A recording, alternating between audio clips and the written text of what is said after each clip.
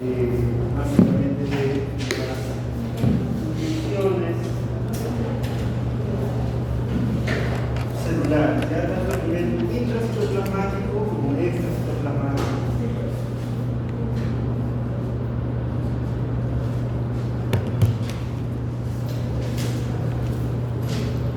Si mencionamos que es una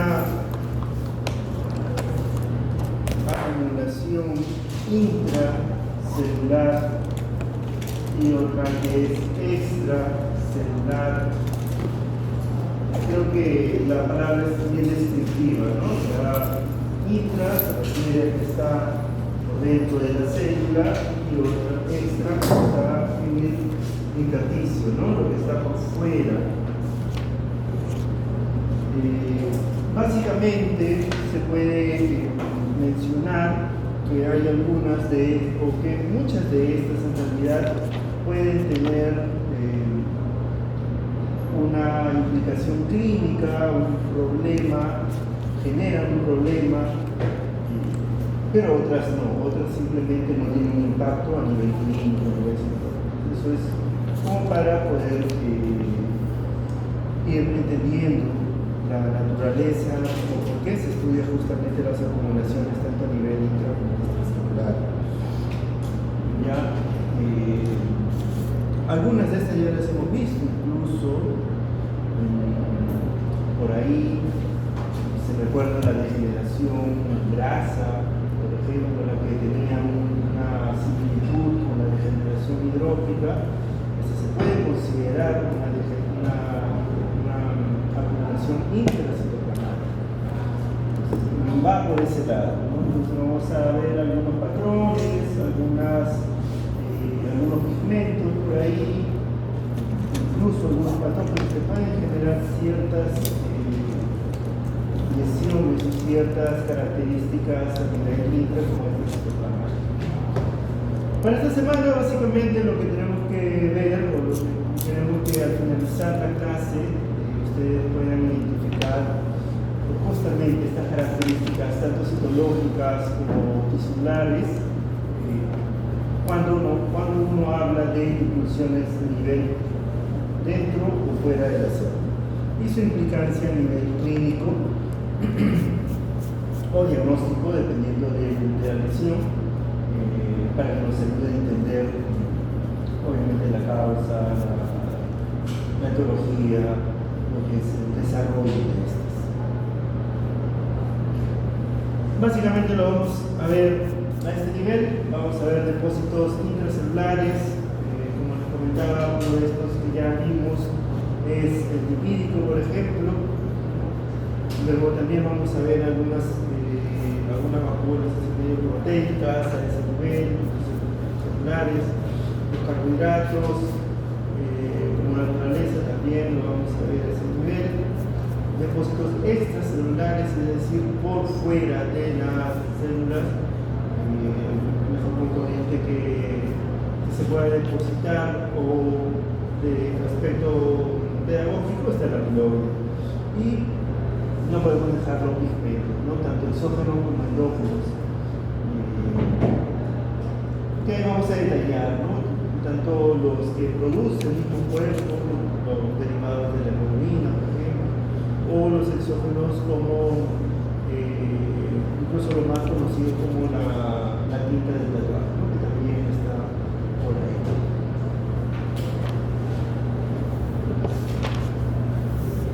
Básicamente es esto, ¿no? Los depósitos intracelulares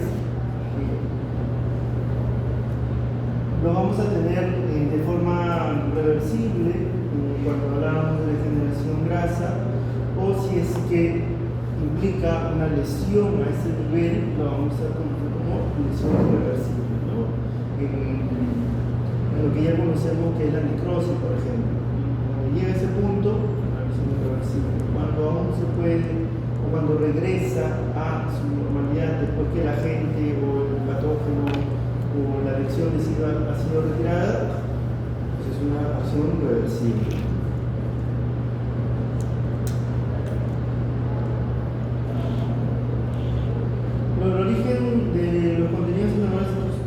intracelulares básicamente se deben a estos tres espacios, ¿no? Metabólico celular, el espacio intracelular, el ambiente externo.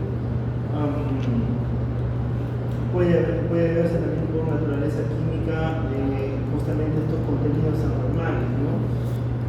Vamos a ver como la degeneración hidrópica, ¿no?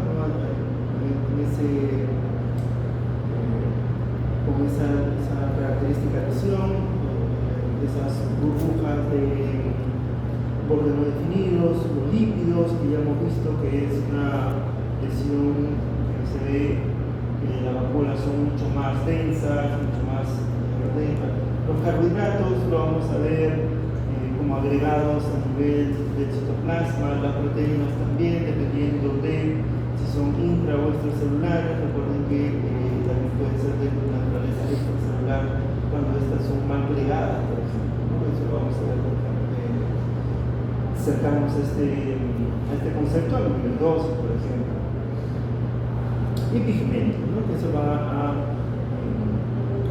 son esas sustancias, ¿no? Con una coloración marcada o muy característica que va a ser depositada en realidad y no va a ser metabolizada de una forma adecuada. Acá, este es de origen lipídico, esto ya lo hemos visto de alguna u otra forma, ¿no? En la regeneración grasa, una aproximación, y que incluso ya hemos discutido un poco sobre las causas, ¿no? No solo es, por ejemplo, el aumento, lo que es la gran cantidad de suministro de dietas, ¿no? Ricas en grasa, por ejemplo, o lo que provoca la obesidad, no solo ese nivel, sino que implica también alguna lesión a nivel de la movilización del metabolismo de ácidos grasos, si es que no se incumple con esa cadena metabólica o alguna proteína de ese nivel no llega a formarse o no llega a desarrollarse, puede generar justamente una acumulación de ácidos grasos a nivel intracitoplasmático. Algunas drogas, algunos tóxicos pueden llegar a también generar algún problema a nivel de la síntesis proteica, y esa proteína justo estaba relacionada a lo que es el metabolismo de la producción de ácidos grasos. Entonces, si no tienes la proteína, no vas a poder generar un buen metabolismo de estos. Por lo tanto, también se va a tender a acumular anemias, intoxicaciones, van a ayudar o van a generar lo que es una disminución en la oxidación de ácidos grasos, por lo tanto también. Entonces vemos si bien es cierto a nivel citológico o tisular vamos a ver una característica muy marcada de esta acumulación de ácidos grasos, pueden estar relacionados a diferentes causas en realidad, no solo es la ingesta aumentada de alimento, ¿no? De ácido graso básicamente, sino también está relacionado a la movilización, a la síntesis, a las proteínas que ayudan a la síntesis a este nivel. ¿Dónde vamos a ver otra acumulación de lípidos, por ejemplo? Vamos a verlo principalmente de naturaleza de triglicéridos, lo vamos a ver a nivel de la estatosis, ¿no? El corazón, hígado, riñón, que ya hemos visto en el microscopio. El colesterol se va a formar en forma de ésteres, fosfolípidos, lo vamos a ver en la mielina, principalmente, en las figuras de mielina. Recuerden que la mielina es esa sustancia, ese componente que ayuda a lo que es la transmisión del impulso nervioso. Lipofuncina, que lo vamos a ver también ahora, pigmento, que es un pigmento que se acumula intracelularmente, normalmente periférico al núcleo, en ciertas células como los músculos, por ejemplo, neuronas también, y que básicamente está relacionado a un tema de cronicidad, ¿no? De animales gerontes, por ejemplo, o en el corazón de animales gerontes lo vamos a encontrar muy marcado. Incluso se puede ver a nivel macroscópico, tiene una coloración parda, una coloración que se marca a ese nivel, ¿no? Si es que fuese el caso de hablar de la lipofucina. Esto ya lo hemos visto, ¿no? La degeneración grasa, lo que es cetosis. A nivel microscópico lo vamos a ver como esas vacuolas de bordes definidos, citoplasmáticas, que lateralizan el núcleo, ¿no? Y le dan esa forma a la célula que es lo que se denomina forma de anillo en celo, es forma de básicamente ese patrón donde el núcleo está tirado para el fondo y parece que es una anillo, ¿no? Es una forma de describirlo. Y a nivel macroscópico, si a nivel microscópico se está aumentando de tamaño por el depósito de las grasas, obviamente que a nivel macroscópico lo vamos a ver mucho más grande. Lo vamos a ver urgente, de bordes redondeados, la coloración va a cambiar. A nivel macroscópico se suele escribir que cuando, en una literatura un poco más antigua, mencionaba que cuando realizaban el corte se podía ver las gotas de aceite en el cuchillo, una descripción un poco más extraña, ¿no? Pero básicamente los cambios característicos en macroscópico lo vamos a ver a ese nivel, en cuanto al color, la forma, la densidad es lo principal. Lipofucina es lo que le estábamos mencionando, es un pigmento de desgaste, se va a acumular, es de índole crónica, va a estar principalmente ubicado alrededor del núcleo, ¿no? En los músculos, en la fibra muscular se suele extender un poquito más, suele alargar, es un aspecto finamente granular, que vamos a ver como pequeñas gorditas de un color marrón, se describe pardo oscuro en algunos casos, pero vamos a observar de la forma adecuada, ¿no? Hay células, por ejemplo, que lo van a almacenar con mucha mayor facilidad, como es el corazón, neuronas, hígado. También se asocia, es verdad, a procesos de malnutrición, caquexia, por ejemplo. Hay reportes de animales los animales exóticos que provienen de tráfico ilegal y que a la necropsia, a la posterior análisis histopatológico, se ve justamente una gran cantidad de pigmento de lipofucina en sus células musculares principalmente. ¿No? Esto va relacionado a la caquexia o a la malnutrición que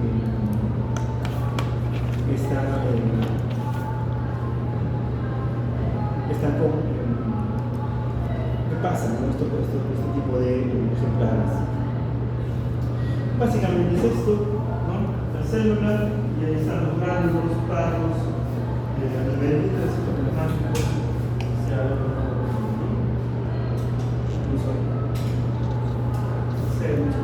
básicamente esto. En este caso estamos viendo hepatocitos, ¿no? Es más, a este nivel podemos, estamos a menor aumento, pero el que los canalículos estén un poco aumentados de tamaño y que son los cordones hepáticos tengan ese aspecto un poco tortuoso, también indica procesos de caquexia en algunos casos, ¿no? Los hepatocitos tienden a formar esas cadenas, ese patrón cuando hay problemas de malnutrición. Pero bueno, acá lo importante es justamente esto: los depósitos intracitoplasmáticos de color pardo oscuro en algunos casos, ¿no? Que se logra visualizar a ese nivel. Eso es la lipofucina. En el corazón también lo vamos a ver. No, bueno, este es el corte de un humano, donde se ve justamente a nivel perinuclear, que en el caso de fibras miocárdicas se extienden un poco más, ¿no? Y acá, en la microscopía electrónica, vamos a ver qué son estos gránulos de color oscuro, ¿no? Estas perinucleares.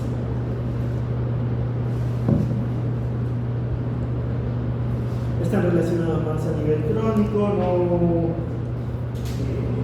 no implican un daño per se, sino que más bien implican que han pasado o es un animal geronte o es un animal que ha pasado por malnutrición, ¿no? Otras formas que vamos a encontrar de depósito, ¿no? O acumulación de colesterol es en estas formas, en menor proporción, claro está, o relacionado, por ejemplo, está más relacionado a aves o primates, ¿no? Como la tuberculosis. Es un poco más difícil verlo en animales de compañía, pero de todas maneras siempre puede pasar, ¿no? Lo que son, por ejemplo, la colesterosis, ¿no? Que es el acúmulo focal de macrófagos cargados de colesterol. Vamos a verlo principalmente en la vesícula biliar. Esto lo vamos a ver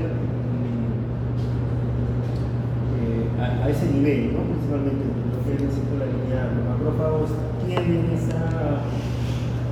esa característica de un citoplasma, lo que se llama tipo espumoso, ¿no? En realidad es burbujeante, tiene una característica muy particular cuando están fagocitando lípidos en general. En el caso de los santomas, por ejemplo, ¿no? Vamos a ver este tipo de células que son macrófagos que están tratando de digerir ese cúmulo de lípidos, y este santoma se suele relacionar con masas tumorales también. En aves es mucho más fácil encontrarlos por su misma naturaleza de que no puede generar este tipo de reacción purulenta, ¿no? Van los macrófagos a donde sea y tiende a verse con mayor facilidad. La aterosclerosis, por su parte, ¿no? Lo vamos a ver en las placas ateroscleróticas,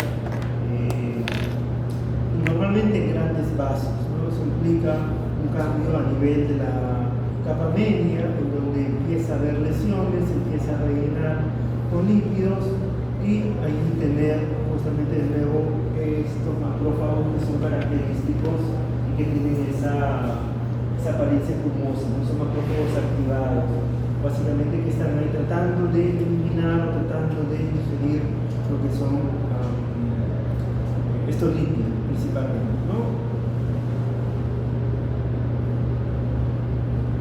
Glucógeno, por su parte, vamos a ver alguna anomalía cuando hay a este nivel, es de tipo metabólico, ¿no? Lo vamos a ver en diabetes mellitus. También se observa el glucógeno, ¿no? La apariencia a este nivel es un poco difícil de reconocerla a nivel microscópico, en el sentido que se puede confundir con una degeneración hidrópica. Tiende a tener un patrón muy característico y que en estos casos, dependiendo de la posible causa, se realiza una tinción especial, ¿no? Una tinción aparte, más para descartar otros componentes como grasos, por ejemplo, ¿no? Entonces sería un poco de combo o alguna otra para eliminar esa posibilidad. Lo vamos a ver en hepatocitos, también lo vamos a ver en riñones, en la parte de la corteza, ¿no? Lo que son los túbulos contorneados proximales. Miocitos también se describe, ¿no? Lo que son los cardiomiocitos. En realidad vamos a tener esa distribución a nivel de citoplasma. ¿Cómo lo reconocemos? Básicamente con PAS, ¿no? Es una inmunohistoquímica, bueno, una histoquímica que va a seleccionar básicamente proteínas o va a unir adecuadamente el tejido conectivo. Entonces el niño se va a unir y va a darle esa coloración particular como es la del glucógeno, ¿no? Que tiende a ser medio sinfítica, o sea, rosada, violeta. Esto es lo que les comentaba, ¿no? Acá tenemos una hepatopatía, determinándolo como una lesión general, ¿no? Para lo que es glucocorticoides. Si se dan cuenta, es lo que les decía, ese espacio blanco, ¿no? Como si tuviesen enrarecido el citoplasma, el núcleo, en algunos casos no se ve, es justamente que tiende a la malinterpretación. Mucho más en otros casos, porque como vemos en estas áreas acá, cuando vemos esto es mucho más desafiante, por eso es que en esos casos se tiene que descartar otra naturaleza de la posible acumulación intracelular a ese nivel. En el caso de lo que es la acumulación de glicógeno, ¿no? Como en el hígado, por ejemplo, está relacionado también a justamente un mal metabolismo de lo que es los glucocorticoides, ¿no? Por ejemplo, este es el caso de lo que es el Cushing, una endocrinopatía que ha sido ocasionada por una constante inyección o un constante suministro de glucocorticoides a nivel exogénico, es decir, no están colocando corticoides de manera constante y han desequilibrado a nivel metabólico, ¿no? En ese nivel. Entonces, el que va a tener el resultado o la desviación de este tipo de contenidos es el hígado, mejor, teniendo esto como un límite, ¿verdad?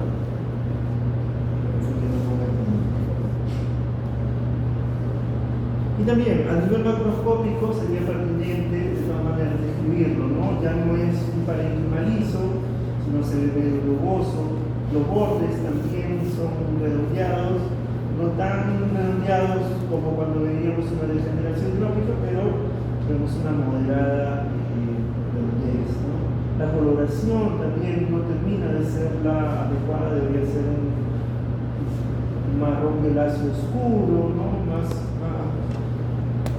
fuerte, pero en realidad acá es mucho más pálido, incluso viéndose áreas de hemorragias en área superficial, ¿no? Y alguna que otra depresión.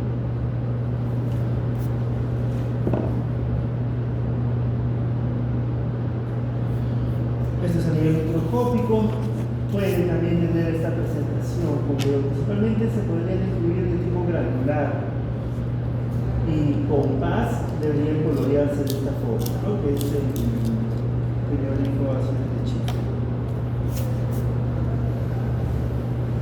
Ahí tengo otras imágenes, más que podamos tal vez discutir un poco más a este nivel. Las acumulaciones de proteína, por su parte, vamos a verlas en estas diferentes presentaciones. Gotas hialinas, cuerpos de Russell, cuerpos de inclusión. A nivel funcional van a ser cosas diferentes, ¿no? Son totalmente de naturaleza diferente, pero al final lo vamos a ver como un punto, ¿no? Ahora especificamos por qué.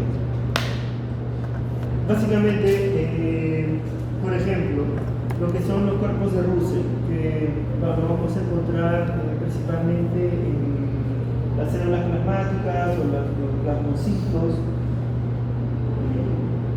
Son esas acumulaciones que van a estar dentro del citoplasma, que están cargadas principalmente de anticuerpos, ¿no? Que en base son proteínas, inmunoproteínas en realidad, están relacionados a una respuesta ocular como tal, ¿no? Y se logra ver, al ser una acumulación de tipo proteica, a la tensión HY, es decir, a la leucina y eosina, lo vamos a ver de ese color eosinofílico principalmente. Otra cosa son las gotas hialinas, ¿no? Esto vamos a ver principalmente en lo que son las células epiteliales de los túbulos colectores, ¿no? Cuando hay, por ejemplo, falla a nivel glomerular y no hay una buena reabsorción de proteínas, esa sobrecarga lo van a tener los túbulos colectores, porque lo que recorren la nefrona, de que iba, ¿no? Regresaba, ya, ahí es donde va a acentuarse con mucha mayor predominancia. Entonces, ¿cómo lo vamos a ver? Como esas pequeñas, no son modelitos, no son. Tienen se podría describir como unos gránulos, ¿no? A nivel del intracitoplasmático, y que de nuevo, al ser proteína, se va a teñir de color rosado, ¿no? Es decir, tiene naturaleza eosinofílica, que va a ser el citoplasma básicamente. Y otra cosa son los cuerpos de inclusión. Los cuerpos de inclusión son esos desechos proteicos, son esos conglomerados proteicos que el virus, cuando penetra a nivel celular y empieza todo su metabolismo, todo su ciclo de vida, entre comillas, para reproducirse, es justamente eso, ¿no? Todos esos desechos, todas esas proteínas que va a usar. Esto va a depender justamente del tipo de si es un ADN virus o si es un RNA virus. Vamos a verlo a nivel intracitoplasmático o intracitoplasmático, ¿no? A nivel de núcleo o a nivel de citoplasma. ¿Qué se va a ver así? Son estas de acá.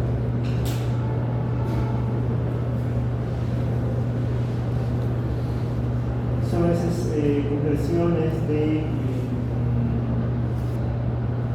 virus, básicamente. Es la maquinaria, ¿no? Cuando entra el virus, recuerden, no tiene nada, solo tiene el código genético con el cual se va a reproducir. Entonces empieza a captar las proteínas y empieza a formar este cuerpo de inclusión. Solo se observa en agentes virales. Y, por ejemplo, los herpes virus, ¿no? De la hepatitis del canino, por ejemplo, vamos a ver justamente que son más intranucleares.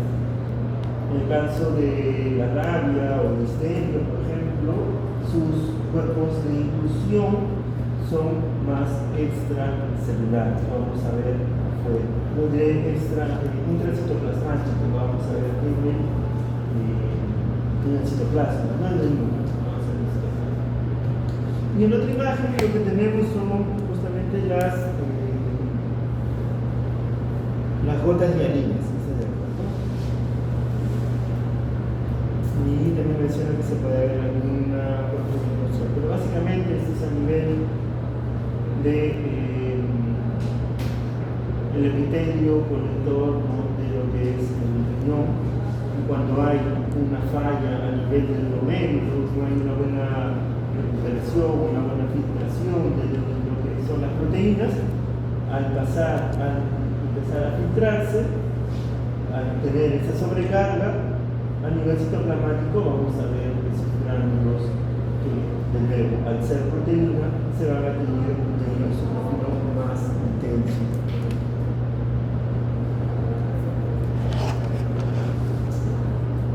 Este es en el caso de radio, que incluso tiene un nombre en particular, ¿no? Bueno, cuando aún los investigadores andaban colocándole el nombre a lo que descubrían, básicamente es un cuerpo de Negri, que lo vamos a ver en las neuronas piramidales, específicamente en el hipocampo, donde hay mucho más selectividad, ¿no? Es raro, básicamente. Es intracitoplasmático.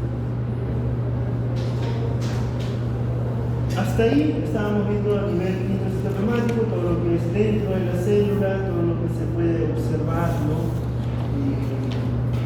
a ese nivel,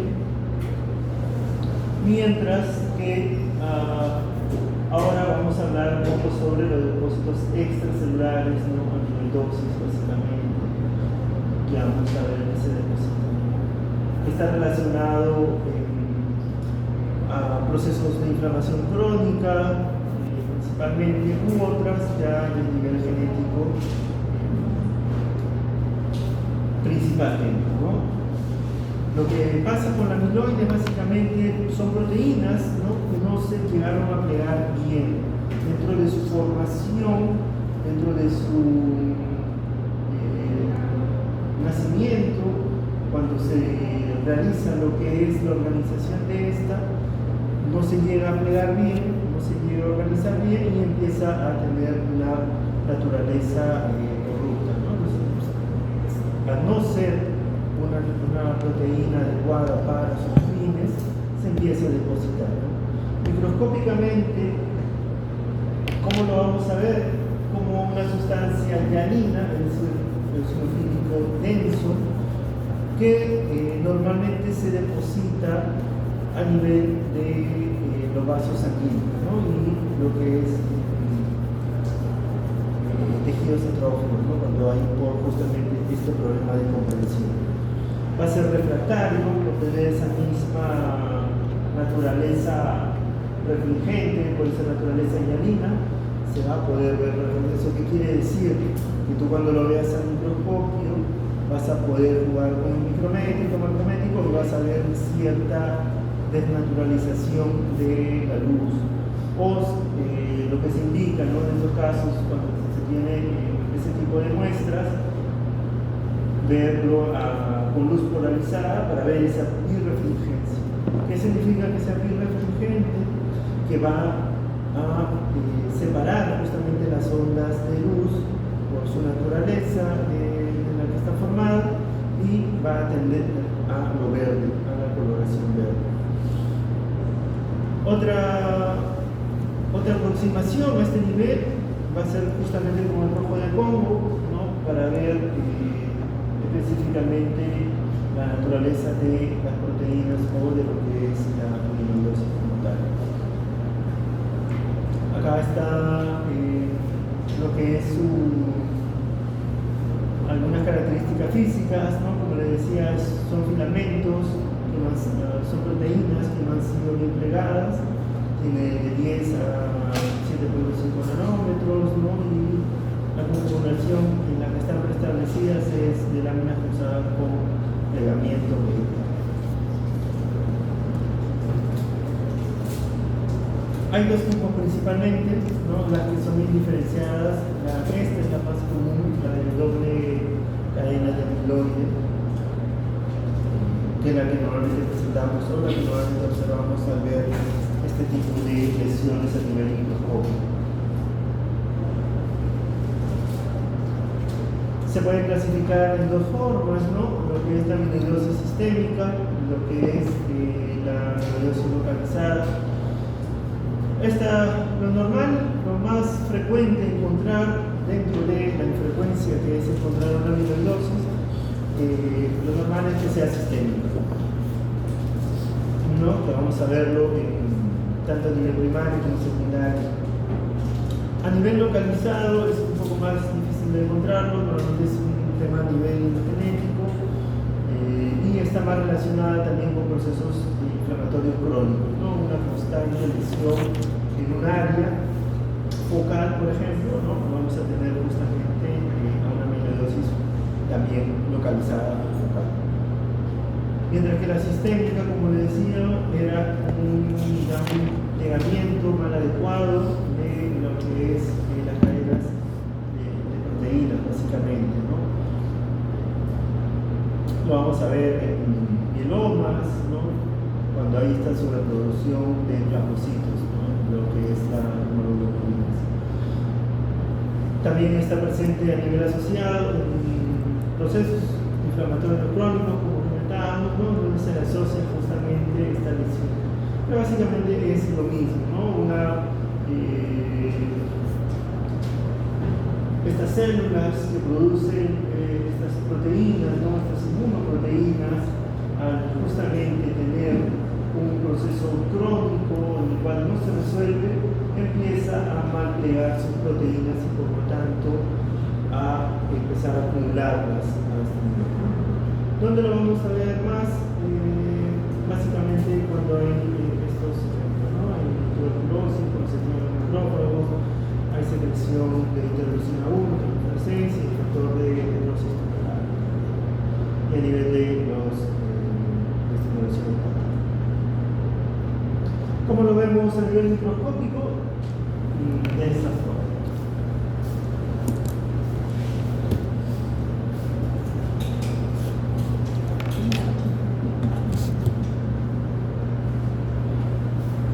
A nivel lo que es con HY, que es la coloración estándar, lo vamos a ver de este tipo. Es un eosinófilo pálido, ¿no? Que se deposita a nivel de vasos sanguíneos y se suele notar mucho mejor por ejemplo, lo didáctico es el glomérulo renal, ya que recuerden que acá los vasos sanguíneos entran y se arremolinan, ¿no? Como un ovillo. Justamente esa formación arremolinada permite ver con mucha mayor facilidad el depósito periférico a los vasos, ¿no? Entonces, si tenemos un montón de vasos enrollados, es mucho más fácil de encontrar justamente el depósito a ese nivel.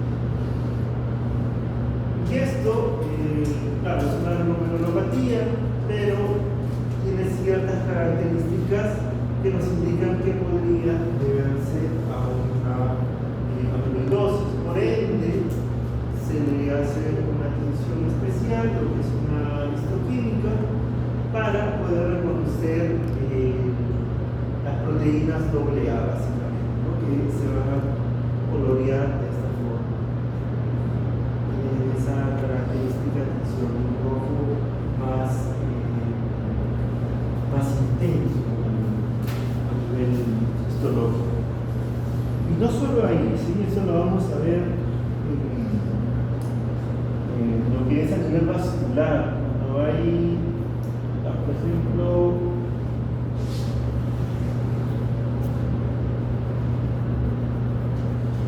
claro, ¿no? Acá se ve también esa misma naturaleza de un material eosinofílico pálido, homogéneo, que es perivascular. Solo que recuerden que a nivel del hígado, su naturaleza vascular es justamente sinusoidal.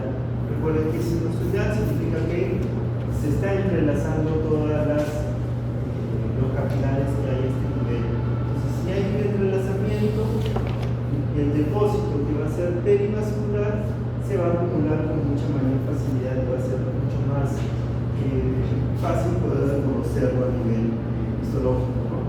Y si lo mandamos a hacer lo que es un rojo de Congo, el depósito de tipo amiloide lo vamos a ver justamente coloreado con ese rojo intenso, ¿no?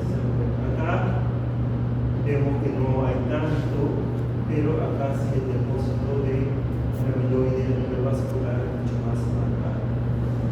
Este es el espacio de Dykes, recuerden que teóricamente es este de acá, que se va a expandir por el depósito que hay a este nivel. Y a nivel macroscópico, va a tener cierta coloración, ¿no? Amarillenta medio anaranjado, que tiende a coalicer, que se ve desde, ¿no? Acá vemos alguna alteración aparte, que son hemorragias subcapsulares, pero ese no es el detalle, ¿no? El problema acá es el tipo amiloidoso, no es con esa coloración. No hay mayor característica propia o de la amiloidosis como tal, ¿no? microscópico sí es muy fiable ese depósito. Y en el macro se ve poco en realidad.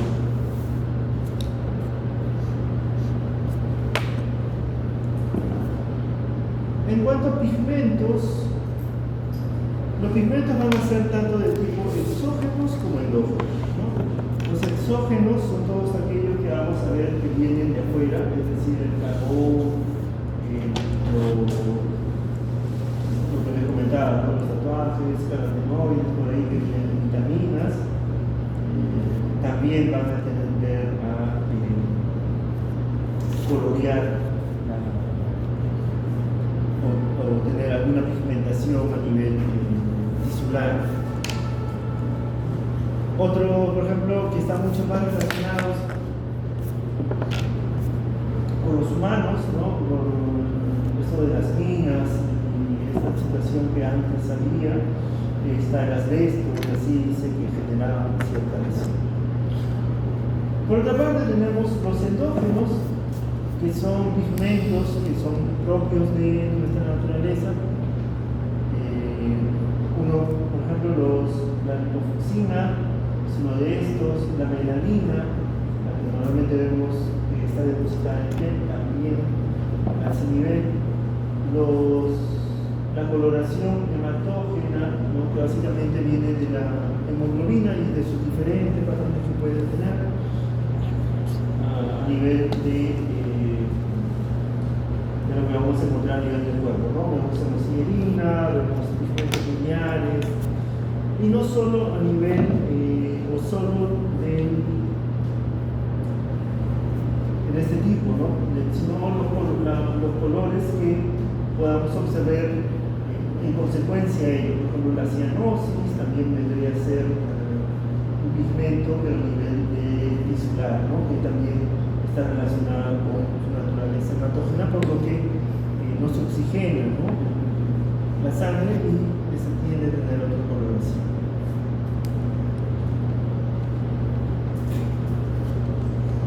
La melanina, ¿no? O la melanosis, en realidad es el depósito o es el cúmulo de melanocitos. Recuerden que la melanina lo procesa mediante los melanóforos, lo que es los melanocitos.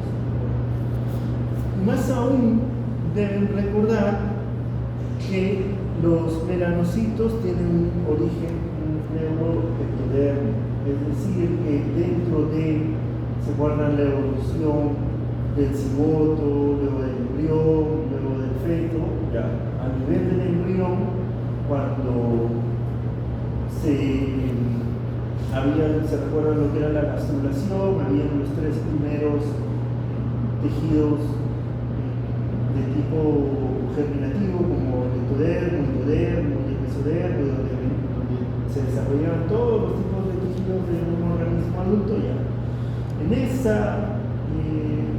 esa organización, cuando se formaba el neuroectodermo, ¿no? Por la neuroevolución del ectodermo, ahí es donde están depositados lo que vendrían a ser los melanocitos. Pues esos melanocitos empiezan a migrar y de ahí, de la parte neuroectodermal, se van a la piel.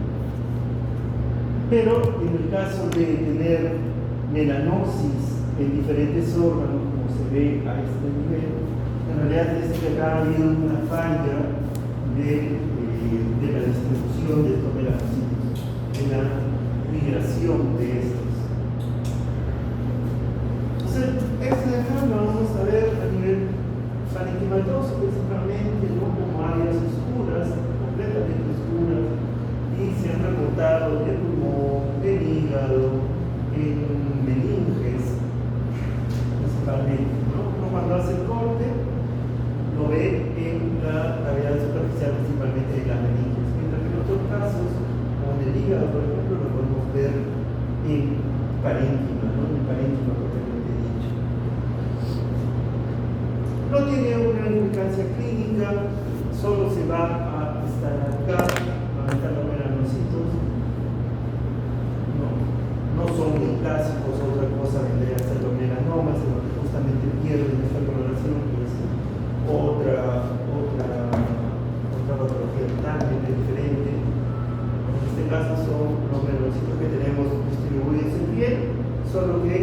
casos tienen un error y se van a otro lado, a las capas de otros órganos viscerales. La otra parte, los otros pigmentos que podemos hablar un poco son las de origen hematógeno, ¿no? Que es básicamente la hemoglobina, con todo su metabolismo que pasa al grupo E, luego la biliverdina y luego la bilirrubina, ¿no? Entonces, en este metabolismo vamos a poder ver diferentes coloraciones, diferentes aspectos que pueda tomar algunas mucosas, algunos órganos. Por ejemplo acá, la bilirrubina justamente, ¿no? Las no conjugadas se unen con la albúmina a nivel sanguíneo para ser transportada. Los hepatocitos la absorben, se conjugan y con el ácido glucurónico para que podamos eliminarlo a través de lo que es las heces, la orina. Ese es el camino normal. En el intestino también hay este metabolismo de la bilirrubina, que es la bilirrubina una de las últimas fases de lo que es la hemoglobina, ¿no? Para que vuelva a pertenecer o vuelva a utilizarse la parte importante que vendría a ser el hierro, ¿no? Hay mecanismos de bilirrubina en donde puedes tener la conjugada básicamente por una producción incrementada, una disminución si tu hígado ya no está captando esa cantidad que le iba a metabolizar, también hay problemas. Si es que las proteínas a ese nivel, dentro de todo este juego, que obviamente no es tan corto, que es mucho más complejo, no tiene la adecuada conjugación, es decir, la adecuada agregación, también va a haber problemas a ese nivel, ¿no? Vamos a tener problemas.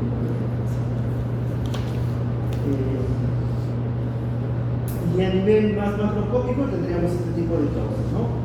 Lo que es la disminución de los hepatocitos, ya sea por un tóxico, ya sea por un fármaco, la disminución de la salida de bilis por el hígado, ¿no? Cuando hay esta litiasis, la litiasis intrahepática, ¿no? Cuando hay infecciones que no dejan el normal flujo de la bilis.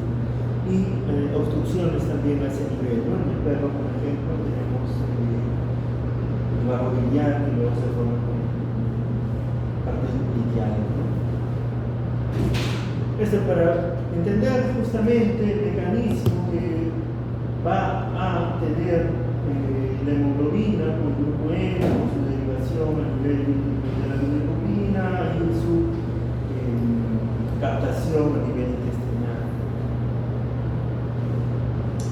¿Esto para qué? Justamente para entender que si es que alguno de estos pasos, alguno de estos mecanismos, como veíamos anteriormente, no llega a desarrollarse o viene a tener algún problema, empieza a acumularse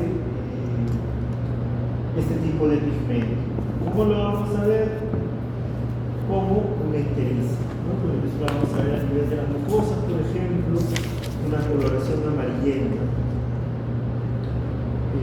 Es un signo, no es un signo que no es una enfermedad en sí, y que la razón directa es por el aumento de bilirrubina en sangre.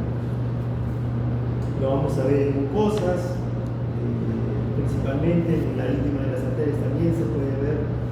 Y lo más importante, o que debemos tener en cuenta cuando hablamos de ictericia, es que justamente puede ser prehepática o poshepática. Tiene esa naturaleza. Hepática, cuando justamente hay una lesión a nivel del parénquima señalado, ¿no? del hígado. Prehepática está más relacionado con un problema de tipo de la lisis de la sangre, como la anemia hemolítica, por ejemplo, donde va a haber una sobrecarga, pero la lesión es antes, ¿no? Y poshepática cuando ya tenemos, por ejemplo, la bilirrubina ya formada, ¿no? En la vesícula biliar, como mencionábamos, uno de esos casos, la litiasis, la cololitiasis, o lo que es mucocelia, ¿no? En casos caninos.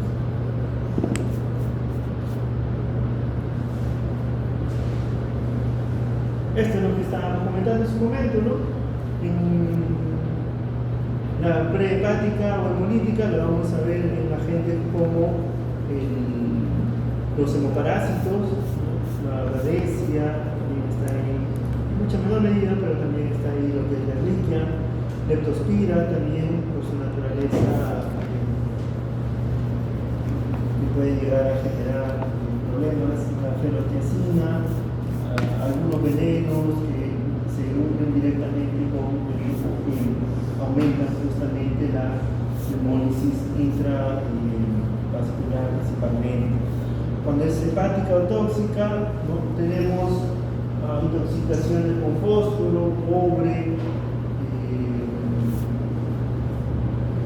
tetracloruro de carbono, que es un veneno básicamente, adenovirus tipo 1, lo que genera ese problema, la que teníamos el cuerpo de inclusión intranuclear, por ejemplo, ya ahí se está el herpes virus, que está generando ahí. Entonces, cuando hay un problema a nivel del hepatocito, va a ser de tipo hepática principalmente, ¿no? Y poshepática es cuando hay justamente una lesión en la vesícula biliar, ¿no? O en su defecto en lo que son los canales que esta emite, ¿no? Una de esas causas era la litiasis o la cololitiasis, ¿no? Otro que puede tener un impacto a ese nivel en la fasciole hepática cuando hay obstrucción de los conductos biliares, y por esa pigmentación o por esa retención es que uno de los signos clínicos que vamos a ver en este tipo de problemas es que las heces se van a despigmentar, ¿no? No van a tener esa coloración parda característica, porque justamente la bilirrubina no se capta a nivel intestinal, sino que queda retenida a nivel hepático.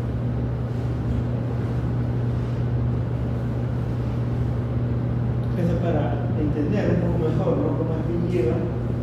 Si por acá está que pasea la fasciola, a este nivel, o acá hay una obstrucción, esto va a impedir la normal circulación o excreción de la bilirrubina. Entonces, si no hay esto, acá no se va a poder absorber lo necesario para poder volver a utilizar el grupo de hierro, y además esa coloración, ese pigmento no va a poder combinarse con lo que son las heces. Por eso es que una característica de poshepática es que no hay la coloración, las heces no se colorean de la forma normal. A nivel de mucosas, clínicamente sí se puede llegar a ver esto, es muy marcado, tanto en caninos, en felinos. En felinos como parásitos con plasma, también vemos eso. La clínica ya se puede llegar a ver. Los gatos están relacionados también con la triaditis, que no es tan fácil de imaginar, pero por ahí se puede ver.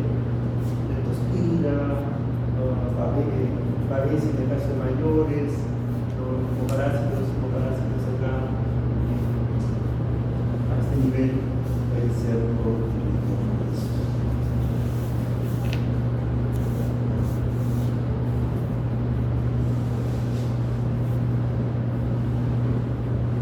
también tenemos otros pigmentos como la hemosiderina, ¿no?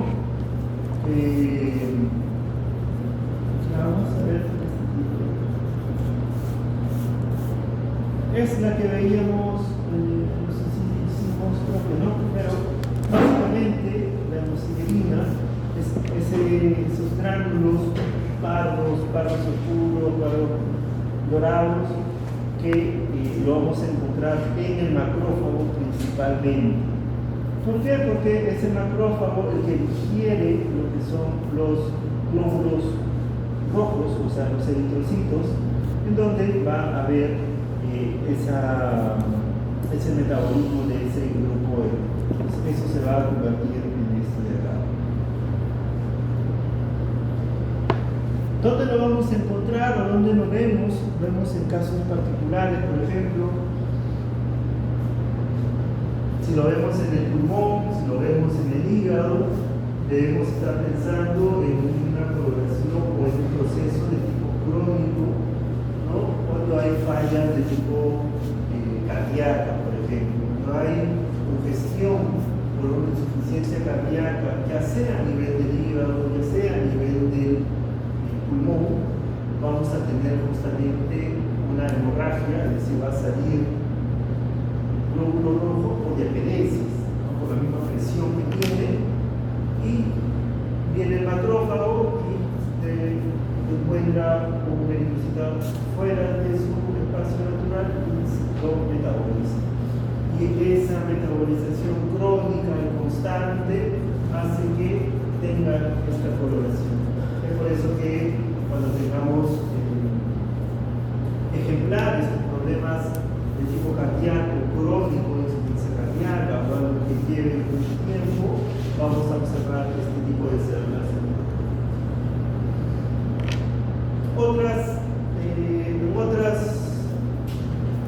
Otras causas o otros lugares donde vamos a ver hemosiderosis con mayor frecuencia, en realidad, es por hemorragias. Cuando hay hemorragias de gran cantidad, de gran extensión, vamos a encontrar justamente no solo de tipo hemorrágico, o sea, no solo las hemorragias en sí, sino también cuando hay procesos inflamatorios en donde implique una hemorragia, los macrófagos van a intentar justamente limpiar esa zona, y parte de eso es limpiar lo que son los eritrocitos extravasados. Y ahí es donde vienen a tallar estos derrames. Vamos a poder diferenciarlo a nivel histoquímico, es decir, con una tinción especial con el azul de cruz. Porque si se dan cuenta, hemos ya hablado de otros pigmentos que tienen cierta parecido con esta coloración. Puede ser la bilirrubina, también se puede conseguir, algún glucógeno por ahí, y alguna otra tinción de otra pigmento de otra naturaleza. Por eso es que este tipo de tinciones histoquímicas ayudan a la diferenciación, porque el azul de Rusia se une a lo que es el grupo E, y el único pigmento que está relacionado que se coloca de color pardo brillante es la hemosiderina.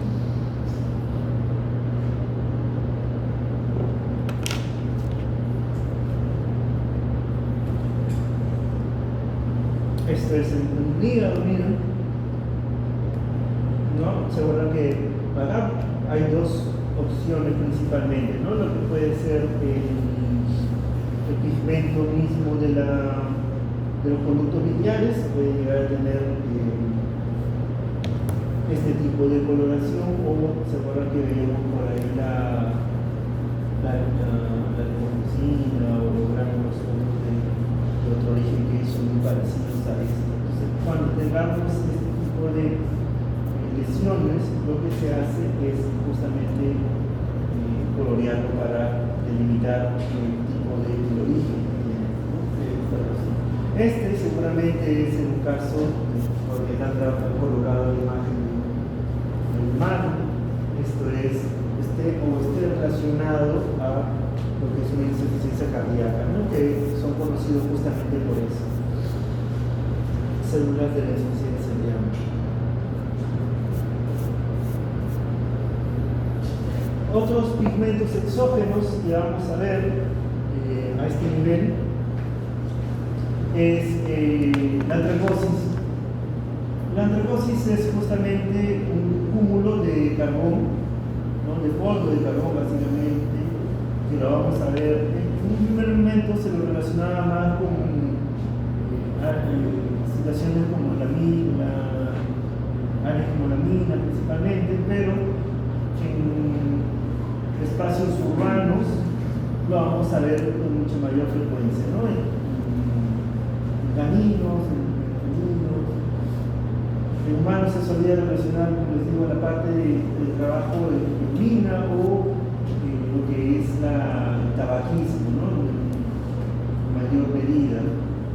Pero en animales de compañía lo vamos a ver principalmente en animales de áreas urbanas. No tiene un impacto clínico, es decir, lo vamos a ver así, ¿no? Un puntilleo oscuro. A nivel macroscópico se le describe como un patrón de sangre-pimienta, mientras que a nivel microscópico va a tener ciertas áreas en particular, ¿no? Como es una distribución perivascular o en los tabiques apaculares se depositan estos gránulos.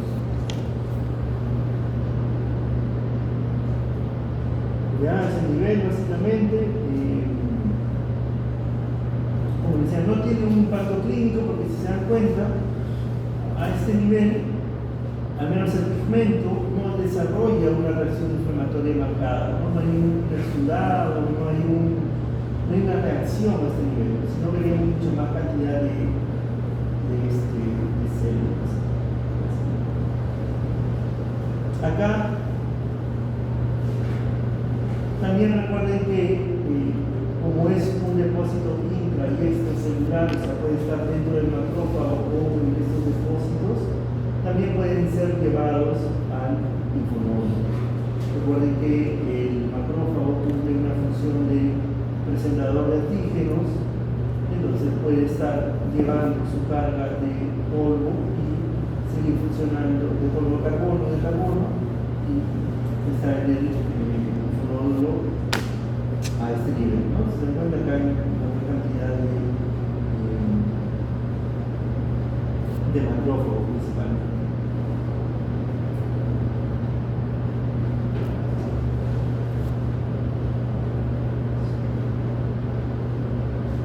Tenemos ahora lo que es la calcificación. Ya la calcificación es ese depósito mineral que lo vamos a ver en diferentes tejidos en diferentes partes, ¿ya? Principalmente va a ser de tipo de calcio, ¿ya? Normalmente hablamos de depósito mineral, pero sabemos que las sales de calcio son las principales agentes que están a ese nivel. Hoy vamos a encontrar otros tipos como el hierro, magnesio, pero con mucha menor intensidad, mucha menor frecuencia. Tenemos lo que es la distrófica y la metastásica. La distrófica es aquella que vamos a ver básicamente en grandes zonas de necrosis. Cuando veamos, como ya hemos visto, ¿no? Un área que es rosada, eosinofílica, amorfa, acelular, grande, ¿no? Amplia para lo que es en proporción al corte histológico. Vemos justamente áreas pequeñas donde se deposita el hierro, ¿no? Son gránulos o basófilos puros que están ahí a ese nivel.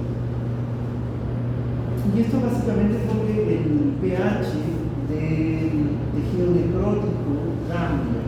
Y recuerden que un mineral o un ion que está en gran cantidad de la célula es básicamente el calcio, que se usa tanto a nivel mitocondrial, tanto a nivel de las membranas, con mucha mayor frecuencia. Entonces, muere esa célula, esa proteína se naturaliza, todo sale en ese ambiente o microambiente necrótico, el pH baja, empiezan a depositarse las sales y tiende a adherirse.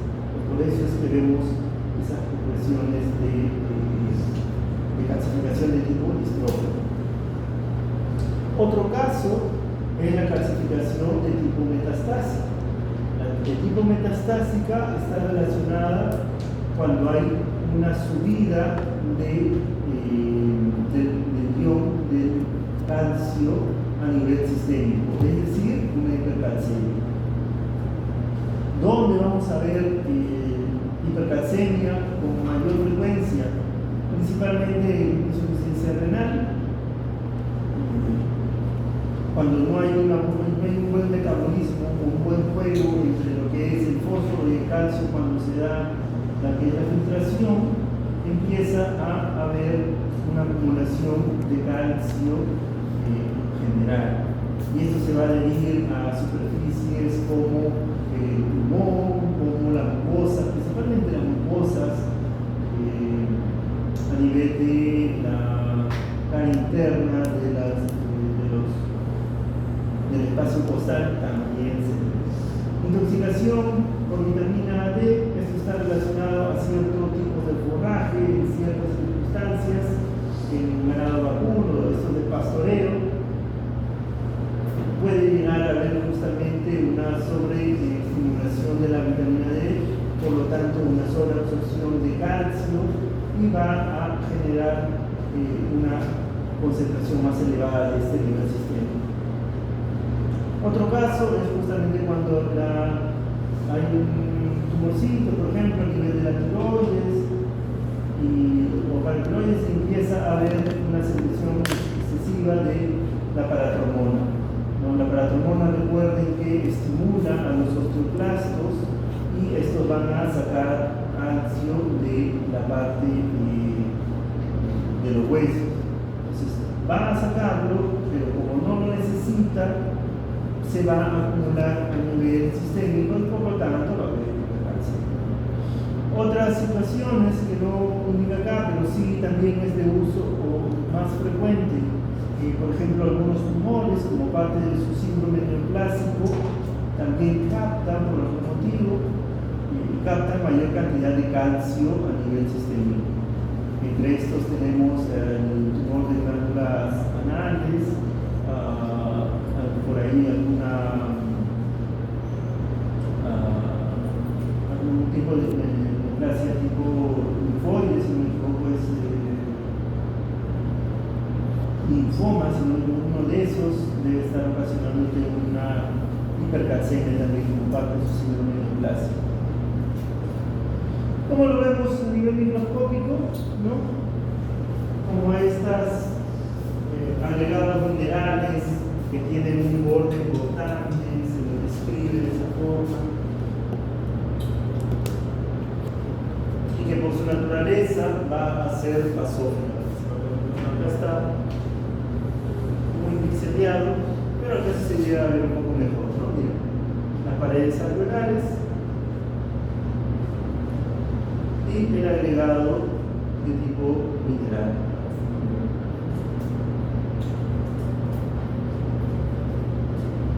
A nivel macroscópico lo vamos a ver de esta forma, ¿no?